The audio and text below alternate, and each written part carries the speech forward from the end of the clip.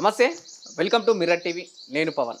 ప్రస్తుతం రాష్ట్రంలో పార్టీ ఫిరాయించిన వాళ్ళు కాస్త భయపడుతున్నంటేనే అర్థం చేసుకోవచ్చు. ఎందుకంటే అయితే బీఆర్ఎస్ పార్టీ బలంగా కొట్లాడుతుంది. గతంలో రాహుల్ గాంధీ చెప్పిన మాటలకు ఎక్కడైతే పార్టీ ఫిరాయించిన వాళ్ళని మేము ప్రోత్సహించమన్న వాళ్ళు ప్రస్తుతం ఈ ఒక పార్టీలో గెలిచి ఇంకో పార్టీలోకి వెళ్ళిన వాళ్ళు దగ్గరుండి ప్రోత్సహిస్తున్నారని బీఆర్ఎస్ ప్రధానంగా ఆరోపణ చేస్తుంది. వీళ్ళు కూడా కోర్టుల మెట్టు ఎక్కడం జరిగింది. అక్కడ కూడా తీర్పు బీఆర్ఎస్కి అనుకూలంగానే ఏ క్షణమైన అనర్హత వేటు పడచ్చని ఆ ఆలోచనతోనే మళ్ళీ కాంగ్రెస్కి వెళ్ళిన నాయకులు బీఆర్ఎస్కి వచ్చే ఆలోచన కనిపిస్తుంది. మనం కూడా స్టేట్మెంట్ చూస్తున్నాం. ప్రధానంగా చెప్పుకోవచ్చు హైదరాబాద్లో దానం నాగేంద్ర ఎక్కడైతే ఈ పార్టీ ఫిరాయించిన వాళ్ళపై అనర్హత వేటు పడుతుందన్న ఆలోచన రాగానే మళ్ళీ బీఆర్ఎస్కి అనుకూలంగా మాట్లాడడం, ఆ స్టేట్మెంట్లు ఇవ్వడం మనం చూస్తూనే వస్తున్నాం. మాట్లాడడం మనతో పాటు బీఆర్ఎస్ నేత మన్నే గోవర్ధన్ గారు ఉన్నారు. అన్న నమస్తే. నమస్తే అన్న, ముందుగా పార్టీ ఫిరాయించిన వాళ్ళ గురించి మీరు ఏం చెప్తారు? 100% అవకాశవాదం చెప్తాను. ఇక్కడ ముఖ్యంగా మీరు ప్రస్తావించిన దానం నాగేందర్ గారు ముఖ్యంగా పెద్ద అవకాశవాది. ఎక్కడ గవర్నమెంట్ ఉంటే ఏ గవర్నమెంట్ ఉంటే ఆ గవర్నమెంట్లో కూడా ఆయనకు అలవాటు అయిపోయింది, పరిపాటి అయిపోయింది. గతంలో 2004లో కూడా కాంగ్రెస్ పార్టీ టికెట్ ఇవ్వకపోతే టీడీపీలో పార్టీ టికెట్ ఇస్తే టీడీపీ పార్టీలో పోయిండు. టీడీపీ పార్టీ గెలిచిన తర్వాత టీడీపీ పార్టీ అధికారం రాకపోవడం వరకు మళ్ళీ వైఎస్ రాజశేఖర రెడ్డి ఆధ్వర్యంలో కాంగ్రెస్ పార్టీ అధికారం రాగానే ఇమీడియట్ టీడీపీకి రిజైన్ చేసి కాంగ్రెస్ పార్టీకి రావడం జరిగింది. అంటే ఆయనకు అధికారం ఇంపార్టెంట్ తప్ప వ్యక్తిత్వం కానీ తన కాన్సెన్స్ ప్రజలు కానీ తన నమ్మిన ప్రజలకు ఏదో మేలు చేయాలనే ఉద్దేశం కాదు, ఓన్లీ వ్యక్తిగత స్వార్థం. మీరు కూడా పార్టీలో కీలకంగా పనిచేస్తున్నారు. కీలకంగా పనిచేసిన కూడా ఒక పార్టీ ఒక ఎమ్మెల్యే వ్యక్తి నిర్ణయించినప్పుడు మీరు కింద గ్రౌండ్ లెవెల్లో చాలానే వర్క్ చేసారు గతంలో. ఇది ఎట్లా అనిపిస్తుంది? అంటే మీరు కష్టపడి పనిచేసిన వాళ్ళు ఇతర పార్టీలకు వెళ్తే ఆ బాధ ఎట్లుంటుందని? 100% తప్పు అని చెప్తున్నా, అదే చెప్తున్నా.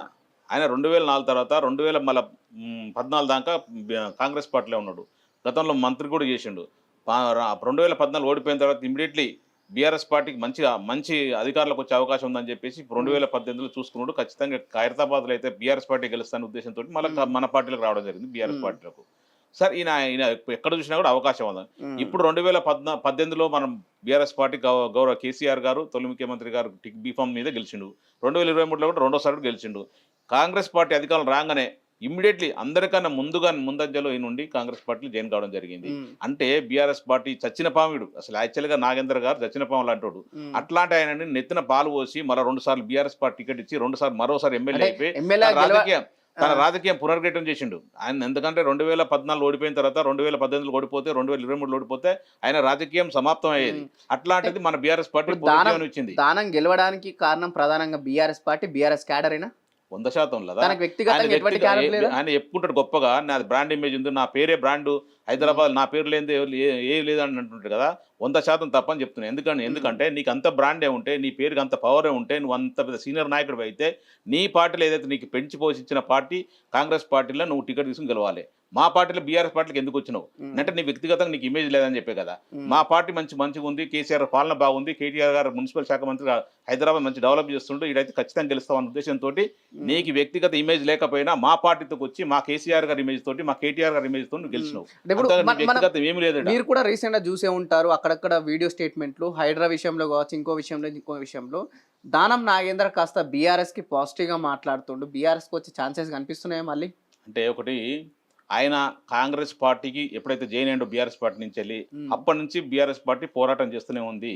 నెక్స్ట్ ఆయన 2023లో బీఆర్ఎస్ పార్టీ తరఫున ఎమ్మెల్యే గెలిచిన తర్వాత కాంగ్రెస్ పార్టీని 2024లో ఎంపీగా పోటీ చేసిండు. సో ఈ పెద్ద టెక్నికల్ ఎవిడెన్స్ ఇది. ఖచ్చితంగా ఎప్పుడైనా సరే డిస్క్వాలిఫై అయితే నమ్మకంతో ఫస్ట్లో కొంత బీఆర్ఎస్కి అనుకూలంగా ఉండే, తర్వాత ఏమైందంటే హైకోర్టులో డివిజన్ బెంచ్ కొంచెం తీర్పు స్పీకర్ గారికి ఇవ్వగానే ఇమీడియట్లీ మళ్ళీ మాట మార్చిండు. ఇప్పుడు మన సుప్రీంకోర్టుకి పోగానే ఇమీడియట్ మాట మార్చేసి మళ్ళీ బీఆర్ఎస్ పార్టీకి రావాలని బీఆర్ఎస్ పార్టీకి అనుకూలంగా మాట్లాడుతుండు. అంటే గాలి ఎటు వీస్తే అటు వెళ్తాడా? 100% కదా. ఆయన అసలు దానం నాగేంద్ర అంటేనే అవకాశవాది, స్వార్థ రాజకీయం. ఇంట్లో ప్రజల గురించో పార్టీ గురించో, ఆయన నమ్మి టికెట్ ఇచ్చిన పార్టీ గురించో, ప్రజల గురించో, ఓటేసిన ప్రజల గురించి కానే కాదు. ఆయన ఓన్లీ స్వార్థం. ఆయన సెటిల్మెంట్లు, కబ్జాలు, ఆయన వేల కోట్ల రూపాయలకు సంపాదించుకోవాలని ఆలోచన తప్ప వేరే ఆలోచన ఉండదు. ప్రజల గురించి ఏ రోజు ఆలోచించలేదు, తన నమ్మి టికెట్ ఇచ్చిన పార్టీ గురించి ఏ రోజు ఆలోచించలేదు. ఇప్పుడు ఏదైతే ఎలక్షన్ టైంలో మీరు కూడా అటు కష్టపడి తిరిగారు, ఎమ్మెల్యే ఎలక్షన్ టైంలో ఇప్పుడు ఏ విధంగా ఈ ఏదైతే గెలిపించిన క్యాడర్ మీ దగ్గరకు వచ్చి ఏ విధంగా మాట్లాడుతున్నారు అంటే వాళ్ళ బాధ ఎట్లా ఉంది? 100% బాధపడుతున్నారు. అసలు ఈడు మనం బీఆర్ఎస్ పార్టీలో ఉండని చెప్పి టికెట్ వచ్చింది, బీఫామ్ వచ్చిందని ఓటేసినాం. ఉమ్, దానం నాగేందర్ వ్యక్తిగతంగా అయితే కాంగ్రెస్ పార్టీకి అయితే ఓటేసే వాళ్ళం కాదు. దానా నాగేందర్ గారు గురించి ప్రతిసారి మేము అనుకుంటూనే ఉన్నాం. దానా నాగేందర్ గారు ఇక్కడ అవకాశం అక్కడ వెళ్ళిపోతాడు. ఎప్పటికో అప్పుడు బీఆర్ఎస్ పార్టీ ముస్తాను మాకు డౌట్ ఉండే. ఉమ్. ఆ డౌట్ని కరెక్ట్ చేసి మీరు మీరు చెప్పే ప్రయత్నం చేస్తారు అధిష్టానానికి ఈ విషయం? లేదు పెద్ద సార్కి తెలుసు, మనం చెప్పాలి. పెద్ద సార్కి మొత్తం తెలుసు A to Z. ఉమ్, పెద్ద సార్కు ఆల్రెడీ గమనించిండు. అందరికన్నా ముందే బీఆర్ఎస్ పార్టీలు అందరికన్నా ముందే ఇతనే వెళ్ళిపోయింది కాబట్టి సార్ కూడా ఫుల్ కోపం ఉంది. అసెంబ్లీ సాక్షిగా అనవసరంగా నోరు పారేసుకుంటూ ఉమ్. తోలు తీస్తా అని చెప్పేసి, లేకపోతే నేను కొడుకల బయట తిరిగా అని చెప్పేసి ఇష్టానుసారం మాట్లాడు. ఒక రౌడీ, వీధి రౌడీ బీఆర్ఎస్ ఎమ్మెల్యేలు వీధి రౌడీ కంటే ఎక్కువ మాట్లాడిండు. అట్లాంటి వ్యక్తిని మన అసలు పార్టీలు తీసుకురావడం తప్ప జరిగింది. ఇప్పుడు ఎట్టి పరిస్థితుల్లో కూడా ఆయనకి నెక్స్ట్ కంపల్సరీ డిస్క్వాలిఫై అవుతుంది. 100% డిపాజిట్ కూడా రాకుండా అయిపోతుంది ఖైరతాబాద్ కాన్స్టిట్యూన్సీ. బై ఎలక్షన్స్ వచ్చే ఛాన్సెస్ కనిపిస్తున్నాయి సిటీలో. 100% మొత్తం 10 ఎమ్మెల్యేలలో కంపల్సరీ ఫస్ట్ టికెట్ వచ్చేది, ఫస్ట్ డిస్క్వాలిఫై అయ్యేది ఖైరతాబాద్ కాన్స్టిట్యూన్సీ ఎమ్మెల్యే దానా నాగేందర్ గారు సీట్ మాత్రమే. ఎందుకంటే టెక్నికల్ ఎవిడెన్స్ ఉంది. 100% డిస్క్వాలిఫై అవుతాడు. 100% ఈడ బై ఎలక్షన్ వస్తుంది. 100% బీఆర్ఎస్ పార్టీ మంచి మెజార్టీతో గెలుస్తుంది ఈ రోజు. ఎందుకంటే నెక్స్ట్ కాంగ్రెస్ ఒకటి చెప్పండి, ఇన్ కేస్ తెలంగాణలో మళ్ళీ బై ఎలక్షన్స్ వస్తే ప్రధానంగా దానం నాగేంద్ర సీటు మన్నే గోవర్ధన్కి వచ్చే ఛాన్సెస్ ఉన్నాయి. వినిపిస్తున్న ఆ మాటలు ఎక్కడైనా? 100% వస్తుంది. 100 ట్రై చేస్తున్నా ఖచ్చితంగా మేము ట్రై తీసుకుంటాం. చేయడం లేదు. కేసీఆర్ గారే మా గౌరవ తొలి ముఖ్యమంత్రి, మా ఉద్యమ నాయకుడు, మా బీఆర్ఎస్ పార్టీ ప్రెసిడెంట్ కాల్సి పిలిచి చెప్పడం జరిగింది. ఖచ్చితంగా పార్టీకి పనిచేసుకో, క్యాడర్ కొంత డిస్టర్బ్ అక్కడ చూసుకోండి. కొంత నమ్మి ఆ టికెట్ ఇచ్చిన దాన నాగేందర్ గారు మళ్ళీ మోసం చేసిపోయిండు. అతని గురించి మనం ఆలోచించి పక్కన పెట్టేసేయండి. కొంచెం క్యాడర్ ఇబ్బంది కావడం చూసుకోండి అని చెప్పడం జరిగింది. నేను అదే విధంగా దాదాపు ఈ 1 year నుంచి ఖచ్చితంగా పార్టీ ప్రోగ్రామ్ స్పీడ్ పెంచినాను. ప్రతి ఒక్కరికి అందుబాటులో ఉన్న మంచి కార్యక్రమం, చెడు కార్యక్రమం అన్నిటికంటే అటెండ్ అవుతున్నాను. పార్టీ కార్యకర్తలతో సమాలోచన చేసుకుంటూ పార్టీని ముందు తీసుకెళ్తున్నాయి. ఎక్కడ డౌట్ లేదు. 100% టికెట్ వస్తుంది. 100% ఈ రోజు కంపల్సరీ బీఆర్ఎస్ పార్టీ ఖైరతాబాద్ కాన్స్టిట్యూన్సీలో మంచి మేటతో గెలుస్తుంది. కాంగ్రెస్ పార్టీ నుంచి టికెట్ తెచ్చుకున్న దాన నాగేందర్ గారికి డిపాజిట్ కూడా దొరకదు. చెప్తుంది సార్. ప్రధానంగా సిటీలో అయితే ఉన్న సమస్య హైడ్రా విషయంలో ప్రజలు కాస్త ప్రభుత్వం వైపు తిరగబడే వ్యవస్థ కనిపిస్తుంది. నిజంగా హైడ్రా విషయం మీ దగ్గరికి ఏమైనా కంప్లైంట్స్ వచ్చాయా? ఇంత అంటే మన ఇంకా ఖైరతాబాద్ కాన్స్టిట్యూన్సీ ఇంకా స్టార్ట్ కాలేదు. కానీ మొత్తం ఓవరాల్గా హైదరాబాద్లో మాత్రం చాలా మంది చాలా భయభ్రాంతుల్లో ఉన్నారు. ఎందుకంటే కూకట్పల్లి ప్రాంతంలో కానీ ఎక్కడెక్కడ చాలా ప్రాంతాల్లో కానీ వాళ్ళని కనీసం అన్నం వండుకుని తిండి కూడా తీసుకొచ్చుకునే టైం ఇవ్వకుండా ఎర్లీ మార్నింగ్ 5 గంటలకు 6 గంటలకు వేసి వాళ్ళు ఇబ్బందులు పెట్టించి కనీసం టైం ఇవ్వకుండా, వాళ్ళకు నోటీస్ ఇవ్వకుండా అర్ధాంతరంగా వాళ్ళు బతుకులంతా రోడ్డు మీద వేసింది. కాబట్టి చాలా మంది భయభ్రాంతులు ఉన్నారు. ముఖ్యంగా స్లమ్లలో ప్లస్ 4 నెలలు కట్టుకున్న వాళ్ళు కనీసం వాళ్ళకి అవకాశం మార్చుకునే అవకాశం కానీ లేదు వేరే ఇల్లు వెతుకునే అవకాశం ఇవ్వకుండా రోడ్డు మీద బుగ్గిపాలు చేస్తారు. కాబట్టి వాళ్ళు బతుకంతా తన ఏదైతే జీవితకాలం కూరబెట్టిన పైసలు రూపాయి పోగేసి కట్టుకున్న పైసల్ని ఇట్లా అన్యాకరణం చేస్తున్నారని చెప్పి చాలా బాధలు ఉన్నారు. ఇక్కడ కూడా ఖైరతాబాద్ కాన్స్టిట్యూన్సీ స్లమ్లలో కూడా చాలా బాధ. ఎప్పుడు వచ్చి రేవంత్ రెడ్డి గారు ఎట్లా కొడతారో అర్థం కాని పరిస్థితుంది. మొన్న చింతల బస్తీలో కూడా రూట్పాతులు చేయకుండా కనీసం అసలు వాళ్ళు షాపులు పెట్టుకున్నారు. దాని మీద జీవనోపాధి నడుతుంది. దాదాపు 40-50 సంవత్సరాల నుంచి దాని మీద బతుకుతున్నారు. కనీసం వాళ్ళకి నోటీస్ ఇచ్చేసి దానికి ఏమైనా ఆల్టర్నేటివ్ చూపించేసి మీకు ఇక్కడ ఇబ్బంది అవుతుంది, ట్రాఫిక్ ఇబ్బంది అవుతుంది, పలానా కాడ పెట్టుకోండి, మీకు పలానా కాడ జీవనోపాధి దొరుకుతుందని చెప్పి చేయాలి. అర్ధరాత్రి అపరాత్రి లేదా ఉదయం చేయకుండా వచ్చి దాని జేసీబీలు ఇచ్చి కూరగొట్టడం, పోలీస్ పహారా పెట్టుకొని వాళ్ళని ఇబ్బంది పెట్టడం జరుగుతుంది. హైడ్రా విషయం మీ స్టాండ్ ఏంటిది? 100% హైడ్రా అనేది మంచిదని చేయాలి. ఏదైతే ఇప్పుడు వాళ్ళ అన్నకే తిరుపతి రెడ్డి గారికి అయితే నోటీస్ ఇచ్చి 45 రోజులు టైం ఇచ్చారో, ఏదైతే నాలాలకు కబ్జాలు చేసి నాలాలకు ఇబ్బంది జరిగి లేదా పర్యావరణానికి ఇబ్బంది ఉన్న ప్రాంతాలలో, చెరువులు కబ్జాలు పెట్టుకున్న ప్రాంతాల్లో వాళ్ళు నోటీస్ ఇచ్చి దానికి ఆల్టర్నేట్ ఇచ్చి వాళ్ళు నచ్చజెప్పి లేదా వాళ్ళ ప్రాపర్టీకి ఏదైనా కాంపన్సేషన్ ఇచ్చేసిన తర్వాతనే తీయాల్సిన బాధ్యత ప్రభుత్వం మీద ఉంది. అంతేగాని రంగనాథ్ గారు వచ్చేసి అర్ధరాత్రి వచ్చి అపరాత్రి వచ్చి లేదా ఉదయం ఎర్లీ మార్నింగ్ 6 గంటలకు వచ్చేసి కూరగొట్టడం మొత్తం 100% తప్పు. హైడ్రా అనేది ఏం చెప్తున్నాము, హైడ్రా అనేది పేరు మార్చడం తప్పిన గతంలో కూడా ఉంది. డిజాస్టర్ టైంలో గతంలో కేటీఆర్ గారు ఎస్డిపి ఇవన్నీ పెట్టి ఎస్డిపి అన్ని ప్రోగ్రాంలు పెట్టేసి ఎక్కడ నీళ్ళు ఇబ్బంది కాకుండా, కాలనీళ్ళు ఇబ్బంది కాకుండా మంచి చేయడం జరిగింది. అట్లా చేయడానికి ప్రత్యామ్నాయం ఉంది. ప్రత్యామ్నాయం ఉన్నా కూడా కావాలని ఏదో పాలిటిక్స్ డైవర్షన్ కొరకు ఇవన్నీ హైడ్రాను పెట్టడం జరిగింది. హైడ్రా కొంతవరకు మంచిదైనా సరే దానికి చేసే విధానం తప్పండి. మీరు ఒక ప్రస్తావన ముందుకు తీసుకొచ్చారు. డైవర్షన్ పాలిటిక్స్ ఎందుకు తెలంగాణలో నడుస్తున్నాయంటారా? ఏం నడుస్తుంది డైవర్షన్ పాలిటిక్స్? 100% కదా. ఏ విధంగా నడుస్తుంది? ఎందుకంటే వాళ్ళు మీరు చేసిన తప్పులను ఎత్తి చూపుతున్నందుకు డైవర్షన్ పాలిటిక్స్ అంటున్నా. ఈడ మేము చేసిన తప్పేంది? దమ్మున్న ముఖ్యమంత్రి అయితే నిజంగా పొలిటీషియన్ అయితే ఒకసారి మాట చెప్పిన ఇన్ని కమిషన్లు వేసిండు. ఫోన్ ట్యాపింగ్ కమిషన్ వేసిండు, లేదా కాళేశ్వరం కట్టడం కమిషన్ వేసిండు, విద్యుత్ కొనుగోలు మీద కమిషన్ వేసిండు. ఏడ ప్రూఫ్ చేయగలిగాం? మొన్న మా కేటీ రామారావు గారిని కాలిపీలి ఈ రేస్ కార్ల రేస్ గురించి ఒకటే పదే పదే ఉదరగొట్టించిన ఏమైంది, ఏం జరిగింది, ఉమ్. ఏం జరగడానికి లేదు ఆడ. ఇక్కడ ఇక్కడ కూడా 50 కోట్లు ఎక్కడ కూడా కుంభకోణం జరగలేదా? ఎట్లా కుంభకోణం ఉంటారు దాన్ని? ఉమ్. కుంభకోణం అంటారా? క్లియర్గా మా కేటీ రామారావు గారు ప్రెస్ మీట్ క్లియర్ చెప్పిండ్రు. ఈ రేస్ 4 సంవత్సరాలు మీకు ఒప్పందం ఉంది, 1 సంవత్సరం అయిపోయింది, ఇంకా 3 సంవత్సరాలు ఉంది. ఏదైతే స్పాన్సర్ ఉండో తప్పుకున్నాడో మన ఈ రేసు రద్దు కావద్దు, మన హైదరాబాద్ తెలంగాణ రాష్ట్రం బ్రాండింగ్ మీద తగ్గొద్దని చెప్పేసి ఒక హెచ్ఎండి నుంచి అమౌంట్ ట్రాన్స్ఫర్ చేయడం ఉంది. అది త్రూ బ్యాంక్ ద్వారా పోయింది.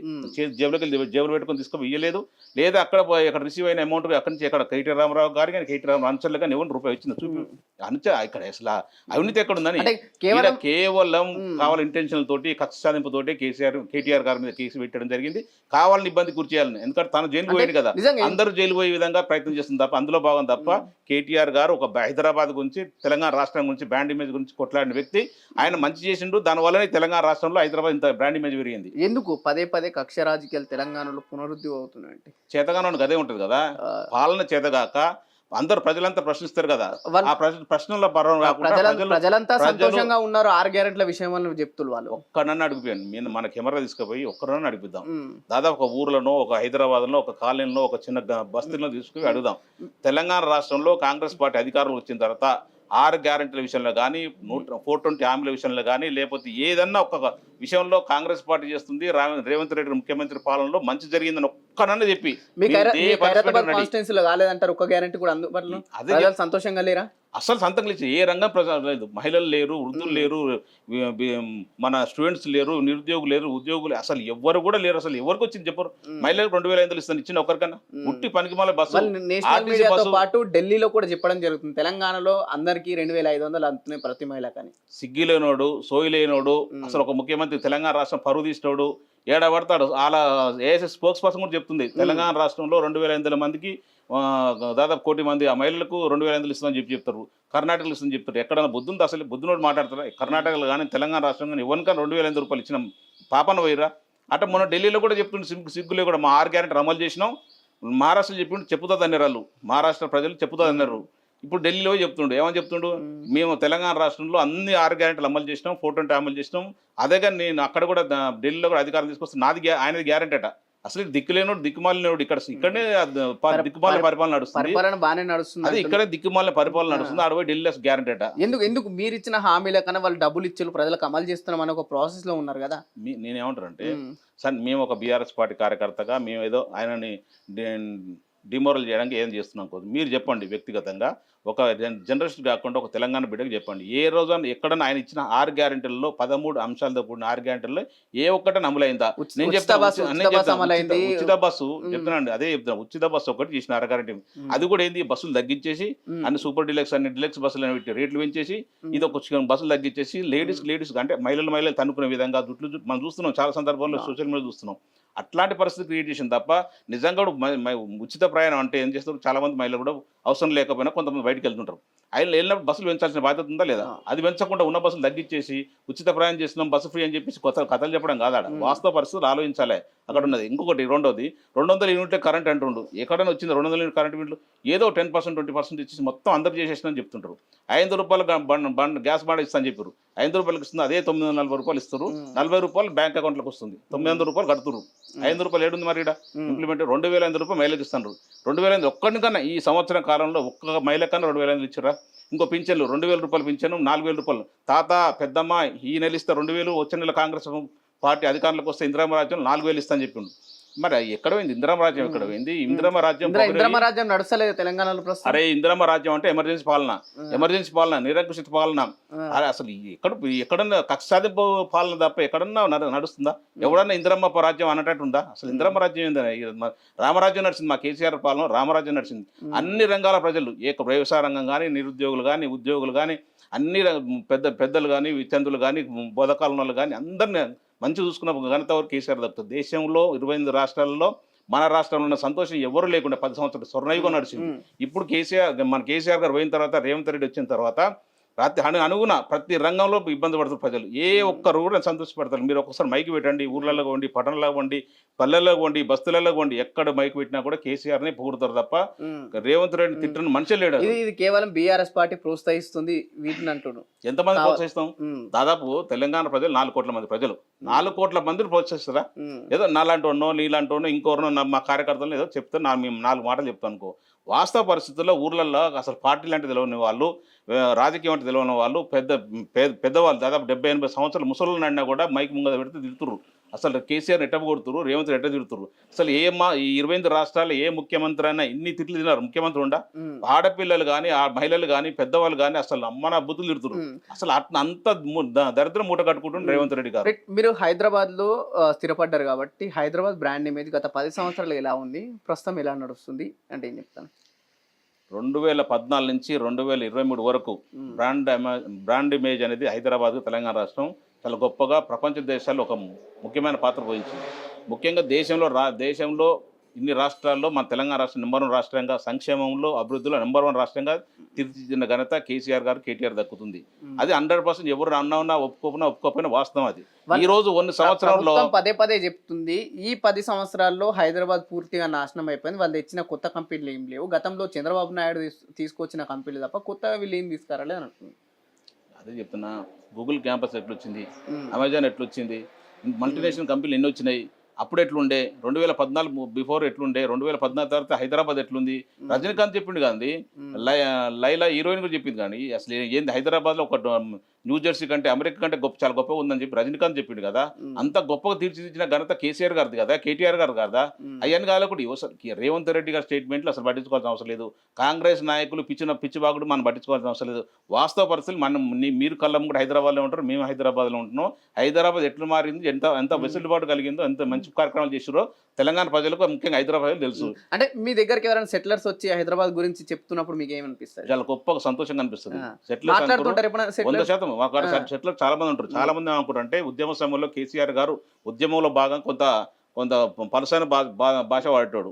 ఆ సందర్భంలో అందరూ మేము భయపడ్డాం, తెలంగాణ రాష్ట్రం వస్తే ఎట్లా జరుగుతుందో మాకు ఏమైనా ఇబ్బంది జరుగుతాయి అనుకోరు. కానీ తెలంగాణ రాష్ట్రం వచ్చిన తర్వాత 2014 నుంచి 15-16 లోపల అసలు అద్భుతమైన పరిపాలన నడిచింది. అసలు కేసీఆర్ గారు ఒకసారి మాట చెప్పిండు, ఎవరైనా సెటిలర్స్ తెలంగాణలో నివసించే ప్రతి బిడ్డ కూడా తెలంగాణ బిడ్డే, తెలంగాణలో వచ్చే సంక్షేమ పథకం ప్రతి ఒక్క బిడ్డకు అందరికి అందుతుంది. ఎవరైనా కానీ ఎక్కడి నుంచి అన్నారండి, ఆంధ్ర సెటిలర్ కానుకో, రాయలసీమ సెటిలర్ అనుకోండి, వివిధ ప్రాంతాల నుంచి వచ్చిన అందరూ కూడా తెలంగాణ నివసించే ప్రతి బిడ్డకు తెలంగాణ సంక్షేమ పథకం అంతే, అభివృద్ధి ఫలాలు అంతే అని చెప్పిండు. అదే విధంగా అందినాయి కాబట్టి 2016లో మన జిహెచ్ఎం సెలక్షన్లో దాదాపు 99 సీట్లు గెలిచింది, కార్పొరేటర్ గెలిచినాయి. గత ఇన్ని సంవత్సరాల్లో కాంగ్రెస్ పార్టీ కానీ ఇన్ని పార్టీలు వచ్చినాయి, టీడీపీ కానీ ఇన్ని పార్టీలు వచ్చినాయి పోయినాయి. కానీ ఏ రోజు కూడా అన్ని కార్పొరేట్ సీట్లు గెలిచిన పాపాన పోలేదు. కానీ మన కార్పొరేటర్ గెలిచినాయి. ఎందుకంటే కేసీఆర్ గారికి అంత చక్కగా పరిపాలించుండు, గొప్పగా. వాళ్ళు సెటిలర్స్ ఏమంటారంటే, ఉమ్మడి రాష్ట్రాల కంటే ఇప్పుడే మాకు సెక్యూరిటీ ఉంది, ఇప్పుడు చాలా సంతోషంగా ఉంది, కేసీఆర్ గారు చాలా మంచి పరిపాలన చేస్తారు, మేము అట్లా అనుకోలేదు కానీ చాలా సంతోషంగా ఉందని చెప్పిన సందర్భం చాలా అనిపిస్తుంది. మేము చెప్తా ఉంటాం, కేసీఆర్ అంటే అట్లే ఉంటుంది బాబు, పరిస్థితులు బట్టి మారుతాడు, ఉద్యమం సమయం వేరు, పరిపాలనకు వచ్చేవరకు వేరు ఉంటుంది. ఇమీడియట్లీ మారిపోయింది మా కేసీఆర్ గారు. అందరూ తన బిడ్డల్లాగా, తన తెలంగాణ పిల్లల్లాగా చూసుకుంటుంది తప్ప ఎలాంటి ఇబ్బంది జరగదు. ఏ ఇబ్బంది ఉన్నా కూడా మేము మాది బాధ్యత అని చెప్పి చెప్పినాం. వాళ్ళు ఎప్పుడు కూడా ఇంత కంప్లైంట్ రాలేదు ఇన్ని సంవత్సరాలు. దాదాపు సెటిలర్స్ అంటే గతంలో వచ్చిన వాళ్ళకి చిన్నగా ఇల్లు కొనుక్కోనో ల్యాండ్ కొనుక్కొని ఇక్కడనే ఉండిపోయారు. ప్రస్తుతం రియల్ ఎస్టేట్ విషయంలో ఎట్లా ఉంది? ఎందుకంటే కొత్తగా కొనాల్సిన పరిస్థితులు కూడా ఇక్కడ కనిపిస్తలేవు హైడ్రా విషయంలో చూస్తే. దీన్ని ఎలా చూస్తారు? రియల్ ఎస్టేట్ డమాల్ అయిపోయింది కదా. రియల్ ఎస్టేట్ అనే పదం వినక దాదాపు సంవత్సరం అవుతుంది. అసలు ఒక ప్లాట్ అమ్మినా కానీ, ఒక ఎకరం అమ్మినా కానీ, ఇక్కడ సందర్భంలో కొనుక్కున్నాం, అమ్మినాం, నిజంగా కూడా ఏదన్నా ప్రాణం మీద ఆపతున్నా లేదా దాని కూతురు పెళ్లికున్నా కూడా అమ్ముకుందామన్నా అమ్మే పరిస్థితి లేదు, కొనే పరిస్థితి లేదు. అంత దారుణంగా పడిపోయింది. హైడ్రా అంతా దెబ్బతీసిందంట రియల్ ఎస్టేట్ ని. అంటే హైడ్రా 90% పోషిస్తే నిజంగా ఏ కంపెనీలు కూడా రాలేదు ఇంతవరకు. అసలు ఎక్కడ కూడా ఒక డెవలప్మెంట్ కనబడతలేదు. ఎక్కడైనా ఒక డెవలప్మెంట్, ఒక కంపెనీ వస్తుందంటే అక్కడ చుట్టుపక్కల ప్రాంతంలో ఏదో వ్యాపారం చేయడానికి నడుస్తుంటుంది. ఇప్పుడు ఈ సంవత్సరం కాలంలో ఎక్కడ కూడా ఒక వ్యాపారం నడవలేదు, ఒక ఇనాగ్రేషన్ జరగలేదు, ఒక కంపెనీ వచ్చిన సందర్భం లేదు, ఏది లేదు. ఊరికి పొద్దున్న లేసి మైక్ పట్టుకోగానే మెడల పండబెట్టి తొక్కుతా, మెడలు వేసుకుంటా, కనుగుడ్లు తీసి గోడ్లు ఆడుకుంటా, లాగల తొండలు ఇడుస్తా, చెత్తవాగుడు తప్ప ఇంకా వేరే ఏదే లేదు. మీరు కడౌట్లో చూసే ఉంటారు కదా, మీ ఎమ్మెల్యేనే మీరు గెలిపించుకున్న MLA Revanth Reddy the champion 1,78,000 కోట్లు తెలంగాణకు తీసుకొచ్చిందని చెప్పడం జరుగుతుంది. ఇప్పుడు నిజంగా వచ్చినా లేదా మనకు తెలుసు. ముఖ్యంగా ఈ మెగా కృష్ణారెడ్డి తీసుకుపోయి అంత దూరం పోయి తీసుకుని అగ్రిమెంట్ చేసిందని దాన్ని బట్టి అర్థమవుతుంది. నీకు అక్కడ పెట్టుబడులు రాలేదు కాబట్టి ఇక్కడ ఉన్న మెగా కృష్ణారెడ్డి తీసుకుపోయి అక్కడ దావోస్ పిలిపించుకొని దావోస్లో అగ్రిమెంట్ చేసుకుందంటేనే నీ పెట్టుబడులు ఎంత గ్యారెంటీ ఉంది, నీ పెట్టుబడులు ఎంత నిజంగా వచ్చినాయి అనేది అర్థమవుతుంది. దగ్గరుండి మీరు గెలిపించుకున్న ఎమ్మెల్యేని ప్రచారం చేస్తుంది కదా హైదరాబాద్ లో, కూడా మీరే చూస్తుంటారు. మేము తెప్పించుకున్న ఎమ్మెల్యే వేరు.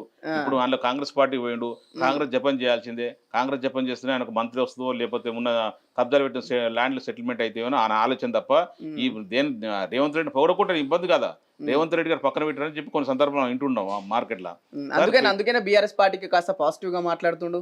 ఇటు బ్లాక్ మెయిల్ ఉంటది కదా, బీఆర్ఎస్ పార్టీకి అనుకూలంగా మాట్లాడితే రేవంత్ రెడ్డి పిలిచి మాట్లాడతాను అనుకుంటున్నట్టు తప్ప ఇంతకు వీళ్ళ నిజ వాస్తవం లేదు. Only 100% blackmailing. ఆయన అసలు ఆయనకు పబ్బం కట్టుకోవాలి, ఆయనకి వ్యక్తిగతంగా స్వలాభం తప్ప ఇంక వేరే ఏం ఉండదు. పార్టీని చెప్తే కదా, పార్టీకి సంబంధించిన వాళ్ళ గురించి ఆలోచించాడు, లేదంటే లేక ప్రజల గురించి తనకు ఓటేసి గెలిపించిన ప్రజల గురించి ఏ రోజు ఆలోచించాడు. ఎప్పుడు చెప్తూ వస్తున్నాను, నేను హైదరాబాద్ సిటీలో ఖైరతాబాద్ కాన్స్టిట్యున్సీలో ప్రజల కోసం పనిచేస్తున్నా, ప్రజలు ఎన్నుకున్న నాయకుడిని అంటున్నాను. ప్రజలు ఎన్నుకున్న నాయకుడు అయితే నీ స్వతంత్రంగా పోటీ చేయి, లేదంటే నువ్వు ఫస్ట్ కాంగ్రెస్ నుంచి ఉన్నానని చెప్తుంటావు కదా, కాంగ్రెస్ పార్టీ నుంచి పోటీ చేసి గెలువు. నీకు దమ్ము ఉంటే నీ సత్తా ఉంటే తెలుస్తుంది. నీకు దమ్ము లేని నాయకుడివి, నీకు సత్తా లేని నాయకుడివి, బ్రాండ్ ఇమేజ్ అని గొప్పగా చెప్పుకోకూడదు. నా పేరే బ్రాండ్ అంటుంటాడు. ఆ బ్రాండ్ ఉన్నాడు అయితే నీ కాంగ్రెస్ పార్టీ నిజంగా దమ్ము ఉంటే రిజైన్ చేయి. నిజంగా నువ్వు ఒక పార్టీలో గెలిచి బీఫామ్ మీద గెలిచిన బీఆర్ఎస్ పార్టీ బీఫామ్ మీద గెలిచినావు, నువ్వు కాంగ్రెస్ పార్టీ అధికారులంగా కాంగ్రెస్ పార్టీకి ఉన్నాడు. నిజంగా దమ్ముంటే నీకు రిజైన్ చేయి, రిజైన్ చేసి నిలబడు, గెలిచి అప్పుడు చెప్పు నువ్వు నీకు దమ్ము ఉందా, నీ బ్రాండ్ ఉందా అనేది. ఆ చేత కాదు ఊరికే మాటలు సొల్లు చెప్పమంటే చెప్తుంటారు. ఇన్ కేస్ హైదరాబాద్ లో కానీ ఖైరతాబాద్ కాన్స్టిట్యున్సీలో బై ఎలక్షన్స్ వస్తే మన్నే గోవర్ధన్ రెడ్డి కార్యాచరణ ఎలా ఉండబోతుంది, క్యాడర్ ఏ విధంగా సమకూర్చుకుంటాడు? క్యాడర్ ఆల్రెడీ ఉందండి, చాలా గొప్ప మంచిగా ఉంది. 2014 సొంత క్యాడర్ ఉందా, బీఆర్ఎస్ క్యాడర్? బీఆర్ఎస్ 100% బీఆర్ఎస్ లేకపోతే నేను నా క్యాడర్ అంటే ఉండదు. 100% బీఆర్ఎస్ క్యాడర్. బీఆర్ఎస్ కు మంచిగా ఏదైతే 2014 నేను ఇన్ఛార్జిగా ఉన్నప్పుడు కొంత ఉద్యమ సమయంలో ఉంటే 2014 మన గవర్నమెంట్ వచ్చిన తర్వాత మన తెలంగాణ రాష్ట్రం ఏర్పడిన తర్వాత చాలా గొప్పగా మంచి కార్యక్రమాలు నడిచినాయి, సంక్షేమ పథకాలు నడిచినాయి, డెవలప్మెంట్ విషయంలో కానీ అన్ని గొప్పగా నడిచినాయి. కాబట్టి క్యాడర్ మంచి జమ అయింది. ముఖ్యంగా కేటీ రామారావు గారు ఏదైతే సంక్షేమ పథకం మున్సిపల్ శాఖ మంత్రి అయిన తర్వాత చాలా మంచి అభివృద్ధి చేసింది కాబట్టి మంచి క్యాడర్ జమ అయిపోయింది. 100% గెలుస్తామని నమ్మకంతో విశ్వాసంతో మళ్ళీ దానా నాగేంద్ర మన పార్టీలోకి వచ్చింది, లేకపోతే వచ్చేవాడు కాదు. ఒకవైపు పార్టీ అధికారంలో లేదు, ఉన్న ఎమ్మెల్యేలు కాస్త అక్కడక్కడికి వెళ్ళిపోయే పరిస్థితి కనిపిస్తుంది. క్యాడర్ కి ఏ విధంగా ధైర్యం ఇస్తారు మీరు? ఇప్పుడు పోయిన ఎమ్మెల్యేలు ఒక రూమ్లో పోయి చెప్పుతో కొట్టుకుంటారని చెప్పి విన్నా నేను. ఎందుకంటే అనవసరంగా మంచి పార్టీ, తల్లి లాంటి పార్టీని, ఒక శ్రీరామ రక్ష లాంటి పార్టీని వదిలేసుకొని కేసీఆర్ గారిని వదిలేసుకొని ఈ కాంగ్రెస్ పార్టీ రేవంత్ రెడ్డి నమ్ముకొని వచ్చినాం, తప్పు జరిగిందని చెప్పేసి ఒక ఎవరి రూమ్లో ఆడపోయి చెప్పుతో కొట్టుకుంటారని చెప్పి విన్నాను. ఇప్పుడు నేను చెప్తున్నాను, ఈ రోజు నేను నాకంటే ఎక్కువ కేసీఆర్ గారు నమ్ముతున్నారు, కేటీఆర్ గారు నమ్ముతున్నారు. కేసీఆర్ గారు ఆధ్వర్యంలో కేటీఆర్ గారు మున్సిపల్ శాఖ మంత్రిలో ఖచ్చితంగా పార్టీ క్యాడర్ బలంగా ఉన్నది. 100% చెప్తే 100% లేనప్పుడు కేసులు కూడా సహజమే, ప్రతిపక్షాల పార్టీలో పెట్టినప్పుడు. గతంలో అయితే రీసెంట్ గానే కేటీఆర్ పైన ఈడీ కావచ్చు ఏసీబీ కేసు పెట్టినప్పుడు కేటీఆర్ గారు మీకు ఏ విధంగా భరోసా ఇచ్చారు, మీరు క్యాడర్కి ఏ విధంగా భరోసా ఇస్తారు? ఈ మధ్యకాలంలో దాదాపు నా పేరు మీద కూడా దాదాపు 4 కేసులని, ఈ 1-2 మంత్స్లని. కేసులు మీ భయపడే వాళ్ళం కాదు, ఉద్యమం చేసిన వాళ్ళం, కేసీఆర్ గారు బాటలు అడుగులు వేసిన వాళ్ళం, ఉద్యమంలో భాగస్వాములు అయిన వాళ్ళం. ఉద్యమంలో కేసులు అయినాయి, ఇప్పుడు అయినాయి. ఇప్పుడు నిన్న 1-2 మంత్స్ మీద కూడా 4-5 కేసులు ర్యాలీ విషయంలో కూడా అయింది, ర్యాలీ విషయంలో అయింది, పాడి కౌశల్ విషయంలో అయింది. చాలా కేసులు అయితే 4-5 కేసులు అయినాయి. కేసులకు భయపడే వాళ్ళం కాదు, భయపడితే తెలంగాణ రాష్ట్రం వచ్చేది కాదు. అంటే నేను కాదు, కేసీఆర్ గారు అట్లా కేసీఆర్ గారు కానీ కేటీ రామారావు గారు కానీ అప్పుడు ఉన్న టీఆర్ఎస్ సంబంధించిన కార్యకర్తలు ఎవరిని భయపడినా కూడా తెలంగాణ రాష్ట్రం వచ్చేది కాదు. ఎప్పుడు కూడా ఎక్కడ కూడా ఉద్యమ సమయంలో మేము ఏదైతే పోరాటం చేసినామో ఇప్పుడు కూడా కాంగ్రెస్ పార్టీ ఏదైతే 6 గ్యారెంటీలని 420 హామీలని అమలు చేసే విధంగా ఖచ్చితంగా ప్రశ్నిస్తూనే ఉంటాం, పోరాడుతూనే ఉంటాం. దాంట్లో ఎన్ని కేసులు అయినా కూడా భరిస్తాం, అదే వెనుక పోయి ముచ్చట్లేదు. మీరు ఇన్ కేసు కేసులు ఎక్కువై ప్రెషర్ ఎక్కువ వస్తే పార్టీ మారే అవకాశాలు కనిపిస్తాయి మన్నే గోవర్ధన్ రెడ్డి? 80% కళ్ళలో కూడా వించొద్దు ఆ మాట. నాకు రామన్ అంటే కేసీఆర్ గారు అంటే చాలా ఇష్టం. వాళ్ళ అడుగుజాడలో నాకు ఈరోజు స్థాయి వచ్చింది. 100% వాళ్ళతోనే ఉంటాను, వాళ్ళతో ఉండాలని కోరుకుంటాను. మనస్ఫూర్తిగా వాళ్ళని దేవుని లేక ఆరాధిస్తాను, కేసీఆర్ గారిని కేటీ రామారావు గారిని. అంతే పార్టీ మారేది ఏదో నాకు అవకాశం కొరకు నేను ఎక్కడ మారేటం కాదు, మారాల్సిన అవసరం కూడా లేదు. ఇది పార్టీలో ఉండాలని కోరుకుంటున్నాను మనస్ఫూర్తిగా. ఉన్నాను కదా. మాకేందంటే ఎక్కడ పార్టీ మీద కొంత బాధ అనిపించింది ఏంటంటే, దానా నాగేంద్ర లాంటి ఒక తెలంగాణ వ్యతిరేకి, అసలు బీసీలను కొట్టిండు, ఎస్సీలను కొట్టిండు, అడ్వకేట్లను కొట్టిండు, అట్లాంటి వ్యక్తికి టికెట్ ఇచ్చేవారు కొంత బాధ అనిపించిన మాట వాస్తవే. అయినా కూడా ఫిర్బి పార్టీ రియలైజ్ అయిందా? మళ్ళీ పార్టీ 100% రియలైజ్ అయిందని అనుకుంటున్నాం. ఎందుకంటే ఆయన వ్యక్తిత్వం తెలిసింది కదా, ఆల్రెడీ ఫస్ట్ కూడా తెలుసు. ఒక మంచి నాయకు అంటే సీనియర్ నాయకుడు ఇచ్చిండు కదా అని చెప్పి కేసీఆర్ గౌరవించి టికెట్ ఇచ్చిండు. దాన్ని నిలుపుకోలేదు. 2018లో 2023లో రెండు సార్లు టికెట్ ఇచ్చిండు కేసీఆర్ గారు.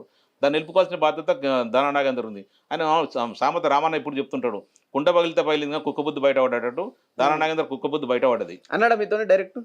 చాలా సందర్భం అన్నాడు. కుండ పగిలితే పగిలింది కానీ కుక్క బుద్ధి బయట పడ్డదని తెలిసిపోయినాడు. మీరు ఇప్పుడు ఈ మధ్యలో దానా నాగేంద్ర కుక్క బుద్ధి తెలిసిపోయింది అంటే కాబట్టి. మీరు ఇప్పుడు ఈ మధ్యలో ఎప్పుడు మాట్లాడారా కాస్త దానం నాగేందర్ బీఆర్ఎస్ పార్టీకి పాజిటివ్ గా మాట్లాడుతున్నా, మరి ఆ పార్టీలకు వచ్చే అవకాశాలు ఉంటే మీరు తీసుకుంటారా లేదా ఇట్లాంటి చర్చించారా? రామన్ ప్రతిరోజు రామన్ తిరుగుతా, రామన్తో ఉంటా, రామన్తో మాట్లాడుతుంటా. ఎట్టి పరిస్థితుల్లో అక్కడ పోయిన 10 మంది ఎమ్మెల్యేలు తీసుకున్న పరిస్థితి లేదు. ఏదైనా సరే అదే చెప్తున్నా కదా, ఏదైతే పార్టీ ఓడిపోతే అసలు ఎవరు మన వాళ్ళు ఎవరు మంది వాళ్ళు తెలిసిపోయింది. మన వాళ్ళని ఏదైతే పార్టీకి కష్టకాలం అండగా ఉన్న వాళ్ళని ఖచ్చితంగా పార్టీ కాపాడుకుంటుంది, పార్టీకి అండగా ఉంటుంది, అన్ని విషయాల్లో అండగా ఉంటుంది. రేపొద్దున రాబోయే రోజుల్లో నెక్స్ట్ వచ్చే గవర్నమెంట్ 100% బీఆర్ఎస్ పార్టీ గవర్నమెంట్ వస్తుంది. ఆ బీఆర్ఎస్ గవర్నమెంట్లో ఖచ్చితంగా పార్టీకి అండగా వాళ్ళని, పార్టీ కష్టకాలను ఆదుకున్న వాళ్ళని మంచి పదవులు వస్తాయి, ఏం భయపడకండి అని చెప్పి మాట ఇవ్వడం జరిగింది. మేము పూర్తి స్థాయిలో నమ్ముతున్నాం. మాట ఇచ్చినా ఇవ్వకపోయినా 100% పార్టీతో ఉంటాం. పార్టీ ఉండాలి. పార్టీ బీఆర్ఎస్ పార్టీ అయితేనే, కేసీఆర్ గారు అయితేనే, కేటీ రామారావు గారు అయితేనే, హరీష్ రావు గారు అయితేనే తెలంగాణ రాష్ట్ర ప్రజలకు మంచి జరుగుతుంది. తెలంగాణ రాష్ట్రానికి శ్రీరామ రక్ష. మన ఇంటి పార్టీ, మన కొరకు కొట్లాడి తెచ్చుకున్న పార్టీ, మన అందరిని మన సొంత పిల్లలకు చూసుకున్న పార్టీ బీఆర్ఎస్ పార్టీ, కేసీఆర్ గారు. అంత మంచి పార్టీని వదిలేసి ఎక్కడో ఢిల్లీలో ఉన్న పార్టీని రాహుల్ గాంధీకి తెలంగాణ గురించి తెలియదు, చెప్తే రాసి చదువుకోవడం గురించి మన కష్టాలు మన బాధ ఎట్లా తెలిస్తే రాహుల్ గాంధీకి? అసలు ఎట్టి పరిస్థితుల్లో మన పార్టీ మన తెలంగాణ రాష్ట్రంలో ప్రజలు ఇప్పటికైనా మేము మీ మిర్రర్ ద్వారా రిక్వెస్ట్ చేసేది ఏంటంటే, మన ఇంటి పార్టీ తెలంగాణ రాష్ట్ర సమితి అంటే బీఆర్ఎస్ పార్టీ, భారత రాష్ట్ర సమితి పార్టీ, కేసీఆర్ గారు మన గురించి కష్టపడి తన పదవులను త్యాగం చేసి, తన జీవితాన్ని త్యాగం చేసి, ఆస్తులు నష్టం చేసుకొని ఉద్యమం చేసి తెలంగాణ రాష్ట్రం సిద్ధించి వచ్చిన తెలంగాణను కూడా చాలా గొప్పగా ఘనంగా దేశంలో అందరూ మన వైపు చూసే విధంగా పరిపాలించిండు. ఇప్పటికైనా సరే తెలంగాణ ప్రజలు గమనించండి, తెలంగాణకు శ్రీరామ రక్ష బీఆర్ఎస్ పార్టీ, కేసీఆర్ గారు. మరొకసారి తెలంగాణ రాష్ట్ర బీఆర్ఎస్ పార్టీకి ఓటేయించి మంచి గెలిపించుకొని మరొకసారి కేసీఆర్ పాలనలో మంచి జరిపించుకోవాలి. ఈ 5 సంవత్సరాల్లో ఏదైతే నష్టపోయినామో మళ్ళా పునరంగా అందరం కూడా వైభవంగా తెచ్చుకోవాలని చెప్పి కోరుకుంటున్నాం. రైట్. ఇది ఏదైతే దానం నాగేంద్ర మళ్ళీ పార్టీలోకి వస్తే తీసుకునే అవకాశాలే లేవు. ఇక్కడైతే ఒకసారి పార్టీని మోసం చేసి వెళ్ళిపోయిన తర్వాత కేసీఆర్ గారు బలంగా చెప్పారు, ఎవరైతే క్యాడర్తో ఉంటారో వాళ్ళకే ఖచ్చితంగా మేము పార్టీలో ఫ్యూచర్ ఉంటుంది, ఎవరైతే మోసం చేసిన వాళ్ళని అసలే నమ్మకండి, మరోసారి కూడా అట్లాంటి వైపు వెళ్ళకండి అని చెప్పేసి మన్నె గోవర్ధన్ రెడ్డి గారు చెప్పడం జరుగుతుంది. కెమెరామెన్ కిరణ్తో పవన్, మిర్రర్ టీవీ, హైదరాబాద్.